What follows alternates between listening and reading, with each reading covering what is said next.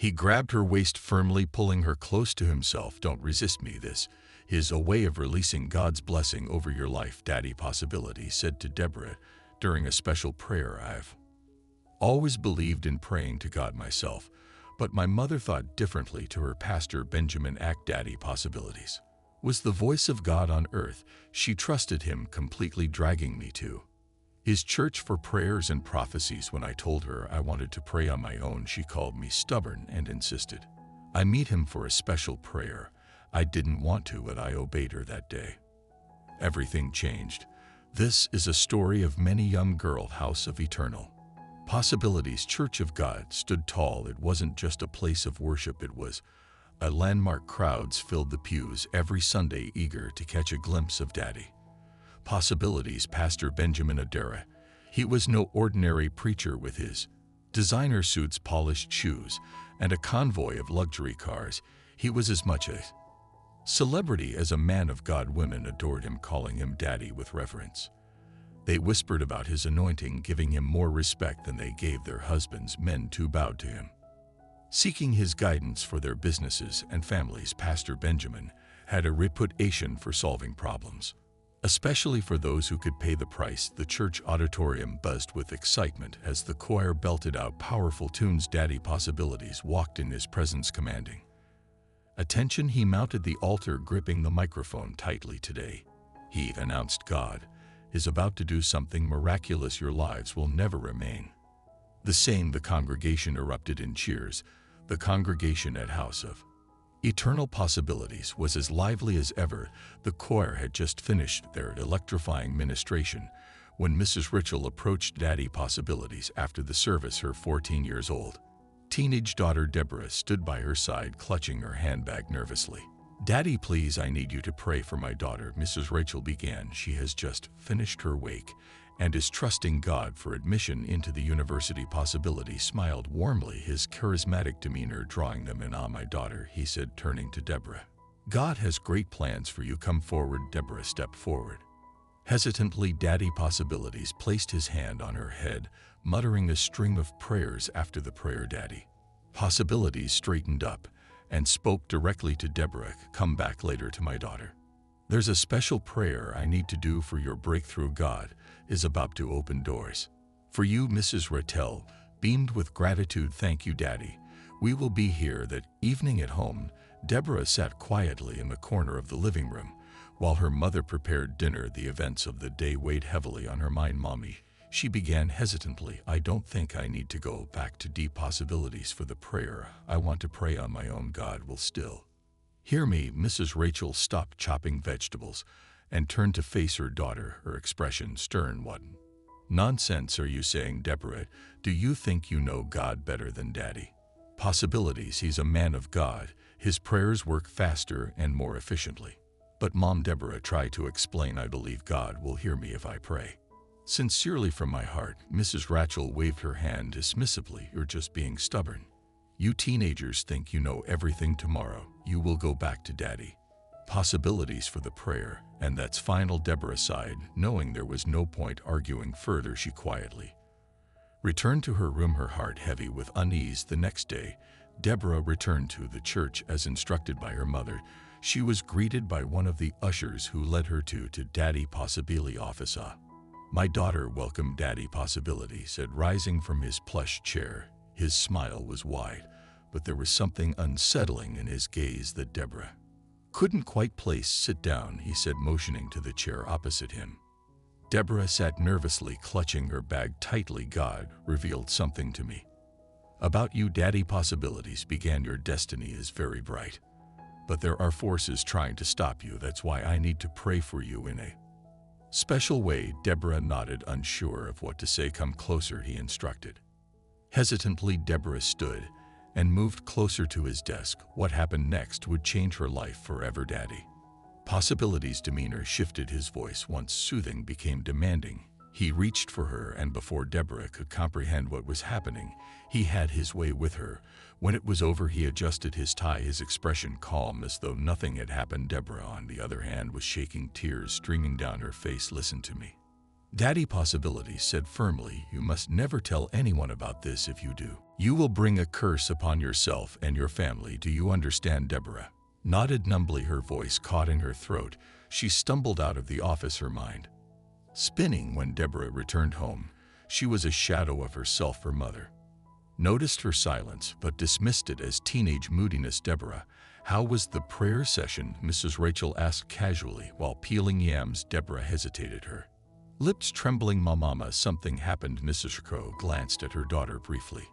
"What happened? Speak up." Deborah tried to find the words. "Mama, I don't think Daddy Possibilities is what he seems." Before she could finish, Mrs. Rachel slammed her knife on the cutting board. Deborah, what are you trying to say? That a whole man of God is not genuine? Are you trying to bring a curse upon this house? "Mama, please just listen to me," Deborah pleaded. He did something to me. "Keep quiet," her mother shouted, her voice laced with anger. "I don't want to hear any more of this nonsense. You just don't like church. That's why you're saying all these things. You're too young to understand spiritual matters. Go to your room and stop nagging me." The Deborah's heart sank. She wanted to scream, to cry, to make her mother see the truth, but Mrs. Rachel had already dismissed her, focusing again on her cooking. During the service the next Sunday, Pastor Benjamin's prophetic powers were on full display. He scanned the crowd as though searching for someone. Suddenly, his eyes settled on a young woman sitting quietly in the middle row. "You, the sister in the yellow dress? Stand up." The woman, visibly nervous, rose to her feet. "Yes, Daddy, what's your name?" "My name is Top, sir," she replied, her voice trembling. "Top, Daddy Possibilities began. The Lord is showing me something about your life. You've been struggling with relationships. Am I correct?" Top's eyes widened in shock. "Yes, Daddy, it's true. You've been praying for a husband, but nothing is working. Am I speaking the truth?" "Yes, Nye, it's true." Taz's voice cracked as tears streamed down her face. Top walked to the altar where Daddy Possibilities laid his hand on her head. "I break every yoke of delay in your life. Your husband will find you after this service. Come and see me in my office. There is a special prayer I need to do for you." The congregation erupted in applause as Top knelt down, overwhelmed. Later in the service, Daddy Possibilities turned his attention to a sophisticated-looking woman seated at the front. She was Mrs. Adola, the wife of a successful businessman. She was known for her wealth, always dressed in the finest attire. "You, my daughter." Mrs. Adola, stand up." She rose gracefully, a curious smile on her face. "Yes, Daddy, the Lord is revealing something to me about your marriage." Daddy Possibilities said, his tone grave. "There is trouble in your home. Your husband has not been faithful." Mrs. Adona's expression shifted, her smile fading. "Daddy, is that true?" she asked, her voice shaking. "Yes, my daughter," Daddy Possibilities replied, "but don't worry, God will fight for you after the service. Come to my office for counseling." "Oh," the congregation murmured, impressed by Daddy's Possibilities' ability to see what others could not. After the service, a line of people formed outside Daddy Possibilities' lavish office. The room was decorated with gold-plated furniture and framed photographs of him with dignitaries. Top was the first to be called in. She sat nervously across from him, clutching her handbag. "My daughter," Daddy Possibilities began, "you are special. It is why the enemy has been fighting your relationships. But don't worry, I will personally pray for you. Sow a seed of faith, and your breakthrough will come." "Thank you," Daddy Top said, reaching into her bag to hand over an envelope of cash. Next, Mrs. Adola entered. Daddy Possibilities welcomed her warmly. "My daughter, the enemy wants to destroy your home, but with prayer we will overcome." "Thank you, Daddy," she said, tears in her eyes. Before she left, Daddy Possibilities handed her a bottle of anointed oil. "Use this to anoint your house, and remember, continue to support the work of God with your resources on Sundays." Daddy Possibilities always ended his sermons with a message about wealth and success. "God wants his children to prosper," he declared from the altar. "Look at me, I am a living testimony. Sow into this ministry, and you too will prosper." The congregation cheered, many rushing to the altar to drop money at his feet. What the congregation didn't know was that Daddy Possibilities was no longer the humble pastor he once was. His focus had shifted from saving souls to building his empire. Women flocked to him, and he enjoyed the power he held over their lives. Weeks turned into months, and Deborah found herself trapped in a cycle. She couldn't escape. Each time she was summoned to Daddy Possibility's office, her fear grew, but she felt powerless to stop it at home. She tried several times to speak to her mother, but Mrs. Rachel's unwavering faith in Daddy Possibilities made it impossible. Deborah, her mother, would say, "If you don't want God's blessings, just say so. Stop talking nonsense about a man of God." The bro stopped trying. She buried her pain deep inside, her once bright eyes now dull with sadness. One Sunday after yet another encounter with Daddy Possibilities, Deborah returned home and locked herself in her room. She stared at the mirror. Barely recognizing the person looking back at her, she sat down and began to write in her journal, pouring out her feelings in words she couldn't say aloud. Another Sunday at House of Eternal Possibilities was filled with energy.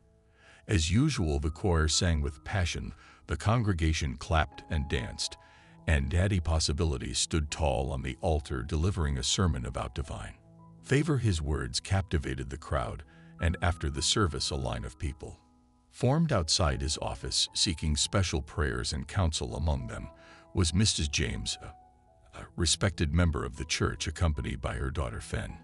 Fen was a bright, ambitious 16-year-old girl preparing to travel abroad for her studies. She had been processing her visa for weeks, and Mrs. James believed that Daddy Possibilities' prayers would ensure everything went smoothly. "Daddy, please pray for my daughter," Mrs. James said as they entered his office. "She's been working hard for her visa, and we want God to make the process seamless." Daddy Possibilities nodded, his face radiating a smile. "Ah, my daughter Fian, God has great plans for you. Let us pray." He placed his hand on Fian, her head, and began to pray fervently, invoking blessings and favor. Mrs. James, moved by the prayer, knelt beside her daughter, tears in her eyes. When the prayer ended, Daddy Possibilities turned to Fen. "My daughter, there is something more we need to address. God revealed to me that there are forces trying to block your success. Come back later in the week for a special prayer, and we will deal with it." Mrs. James nodded eagerly. "Thank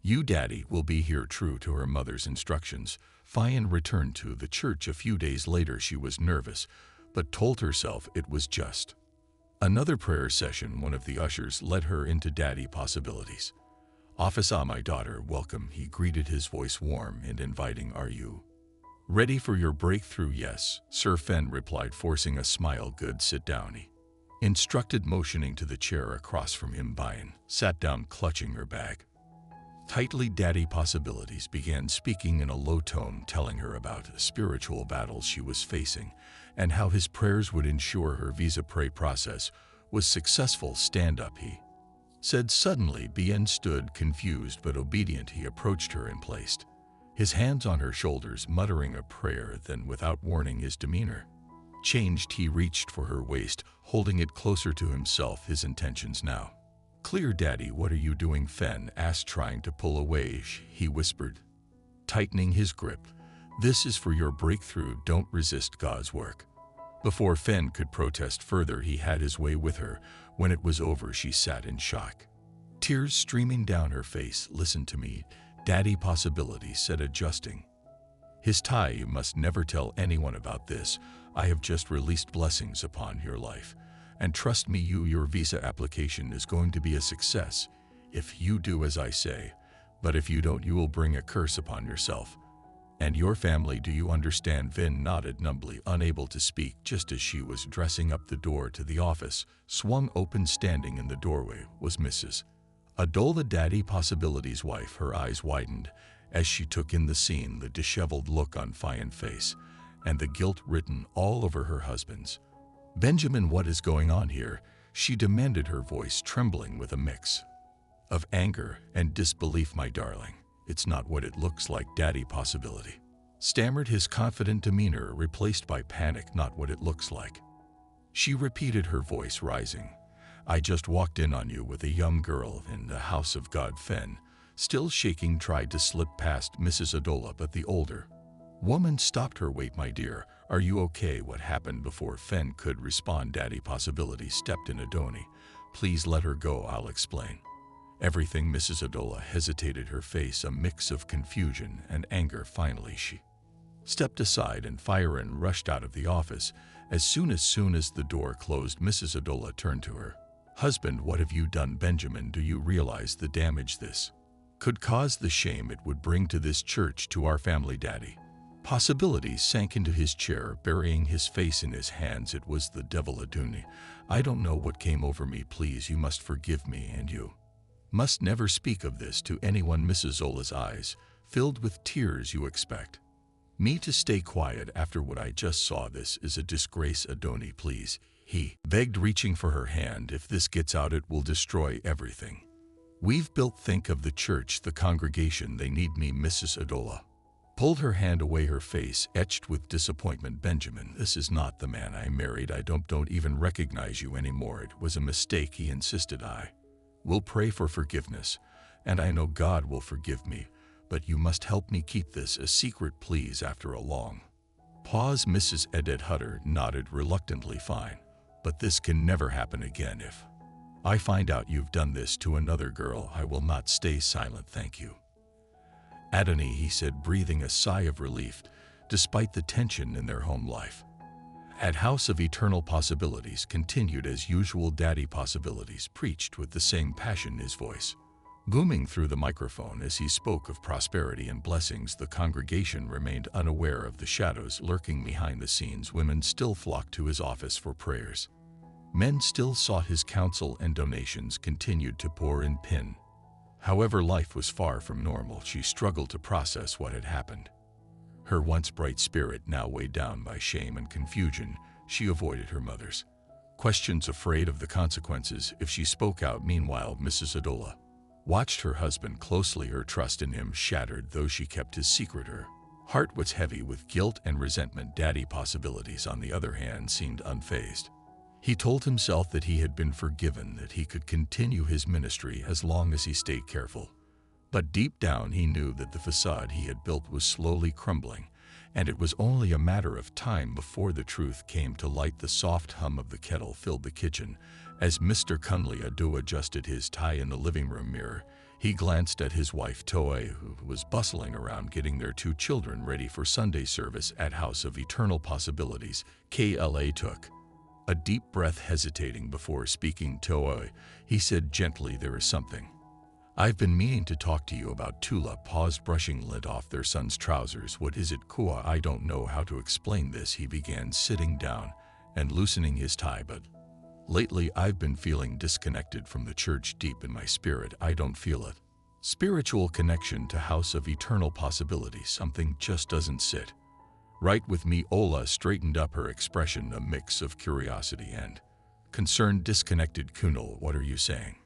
"Daddy Possibilities is a true man of God. His prayers have changed lives, even in our family. Remember when he prayed for us about our business things?" Turned around almost immediately. Wooler nodded slowly but pressed on. "I understand, Toa. But discernment is important. The Bible says in John 4:1, Beloved, do not believe every spirit, but test the spirits to see whether they are from God, for many false prophets have gone out into the world." I feel like we need to test the spirit behind this church. I'm not saying he's a false prophet, but we shouldn't ignore these feelings. Ella Sire, voice softening. "Conley, I hear you, but you've always been a bit skeptical. Daddy Possibilities has never given us a reason to doubt him. He's helping so many people. Maybe this is just a phase." Leaned back, studying her. "Do you have so much respect for Daddy Possibilities?" he said with a wry smile. "I don't think I've ever heard you speak this highly of me." Toller laughed lightly, waving him off. "Oh, stop it, Cole. Don't be jealous of a man of God." Unlay chuckled but remained thoughtful. "I'm serious, Toller.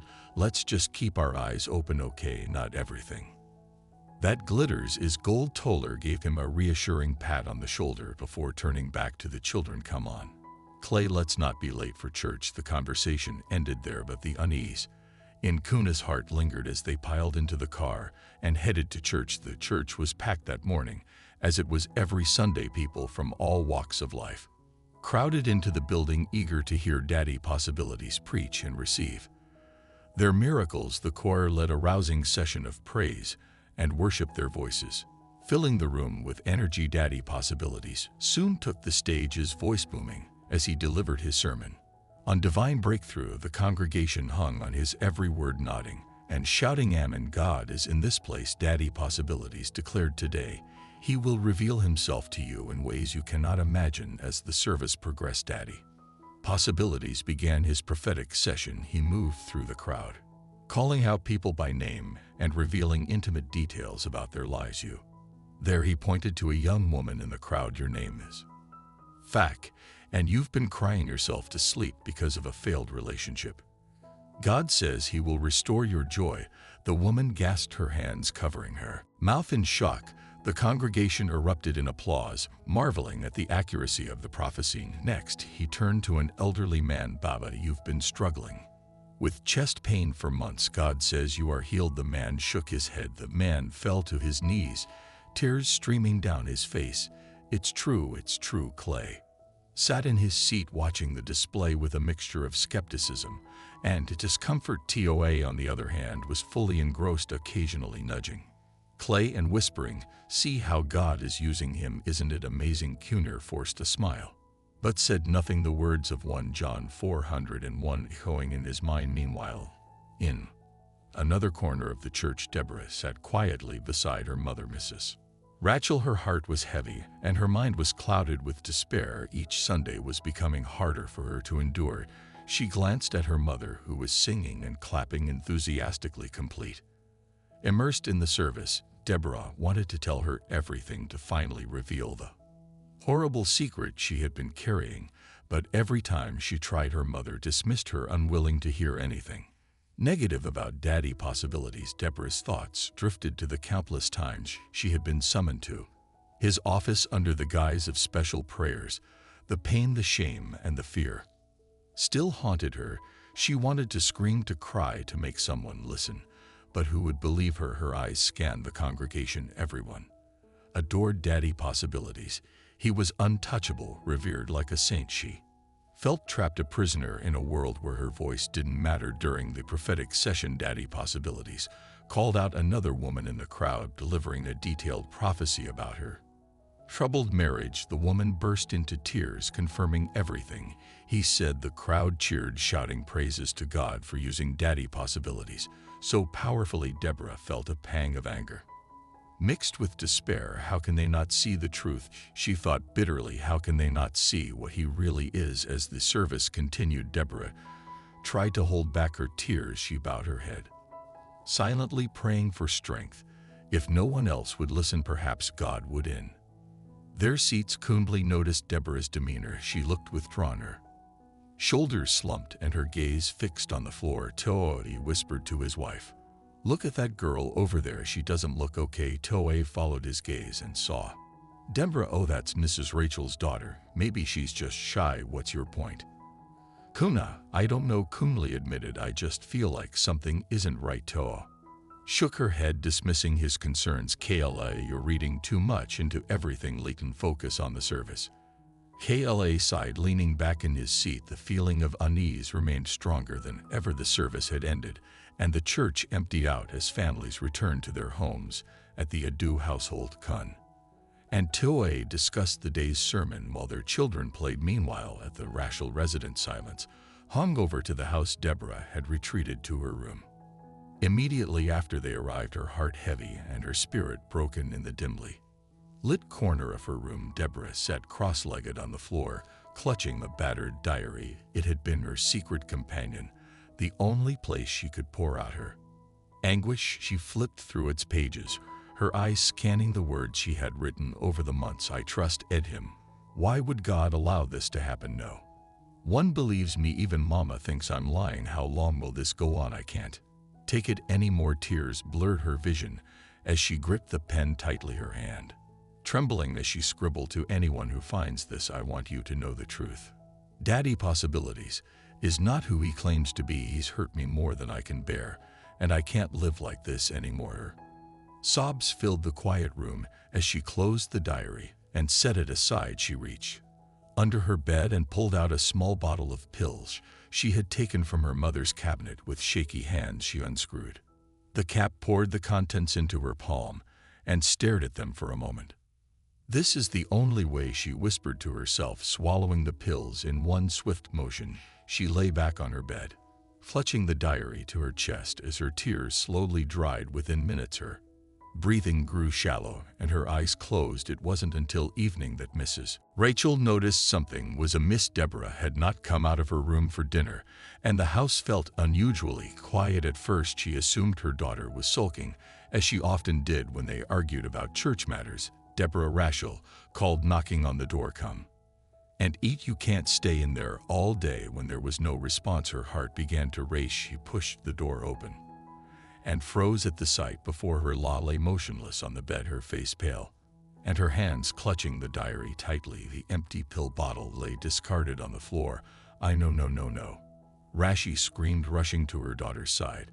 She shook her, hoping against hope that she would wake up. "Deborah, wake up, please, baby, wake up." But Deborah didn't stare. Rachel's hands trembled as she reached for the diary. She opened it and began reading, her eyes widening with each word. Her breath caught in her throat as the full weight of the truth crashed down on her. Daddy Sale. Possibilities, the prayers, the office visits, the warnings to stay silent. Rary, her hands covering her mouth as a guttural cry escaped her. "How could I have been so blind?" she whispered, tears streaming down her face. "My own daughter. I didn't listen. I failed her." Her anguish turned into despair as she stared at the diary on the floor. It contained the damning truth, but what could she do with it? Who would believe her? Daddy Possibilities was revered by everyone, including herself. Not that her possibilities were in no way alarming. "If I tell anyone, they'll say I'm lying," she muttered to herself. "They'll say Deborah hated the church and made all this up. They'll call me a bitter woman trying to destroy it. Man of God." Her mind raced with conflicting thoughts. On one hand, she wanted justice for Deborah. On the other, she feared the backlash and the shame it would bring upon her family. On the third day, she started to see beginnings. Her mother. She clutched Deborah's lifeless body, rocking back and forth as sobs racked her frame. "I'm so sorry, my child. Should have listened. I should have protected you." Rachel made a decision that night. She cleaned up the scene, wiping away any evidence that could link Deborah's death to Daddy Possibilities. She tucked the diary away in a drawer, locking it and hiding the key. When neighbors came the next day to console her, she told them it was an unfortunate accident, that Deborah had been targeted by the evil spirits to take her own life. The church held a small service for Deborah, where Daddy Possibilities offered words of comfort. "The devil works in mysterious ways, but we must remain steadfast in our faith," he said, his voice somber. Rashi stared at him from her seat, her heart filled with rage and sorrow. She wanted to scream the truth to the congregation, to expose the man they all adored, but she remained silent, her grief a heavy burden she would carry alone. Watch out for Part 2. Subscribe, like, and comment to be continued.